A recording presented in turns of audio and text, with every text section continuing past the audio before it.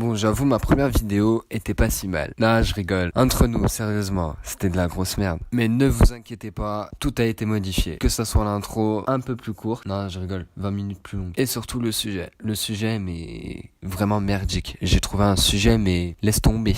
Aucune inspiration. Non, t'inquiète pas. Bref, et donc nous revoilà pour un deuxième épisode. Et surtout, un sujet plus intéressant que le premier, qui est la Coupe du Monde. I've been fucking hoes and popping pills, man, I feel it's like a rockstar. I've been fucking hoes and popping pills, man, I feel it's like a rockstar. All my brothers got the gas and they always be smoking like a rockstar. Fucking with me, call up on the Odyssey and show up and then they shot down.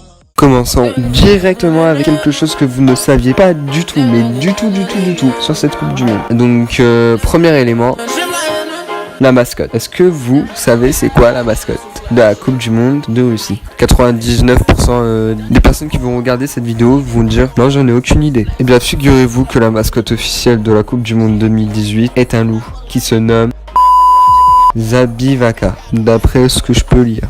Et donc en langue russe, cela signifie celui qui marque. Donc en totale adéquation avec la Coupe du Monde, quoi.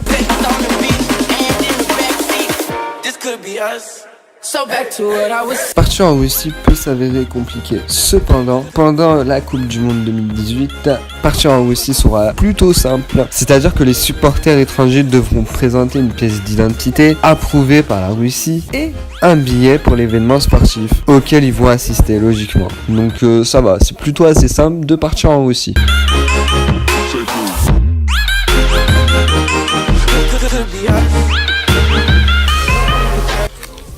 Maintenant, au niveau des primes, les 32 sélections qui vont disputer la Coupe du Monde 2018 en Russie se partageront le magnifique pactole de 400 millions de dollars. Et oui, c'est une somme assez conséquente, je peux le concevoir. C'est une augmentation quand même de 12% par rapport à l'édition de 2014. Donc, je vous laisse faire les calculs, quoi. Dont 35 millions de dollars pour le gagnant, 25 millions pour le finaliste, 22 pour le troisième et enfin 20 pour l'équipe classée 4e.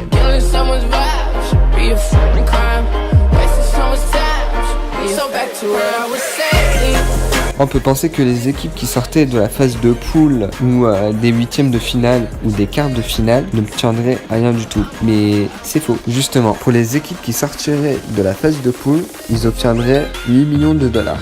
Pour les sélections éliminées en huitième de finale, ils obtiendraient 9 millions de dollars. Et enfin, pour les quarts de finale, on a 14 millions de dollars.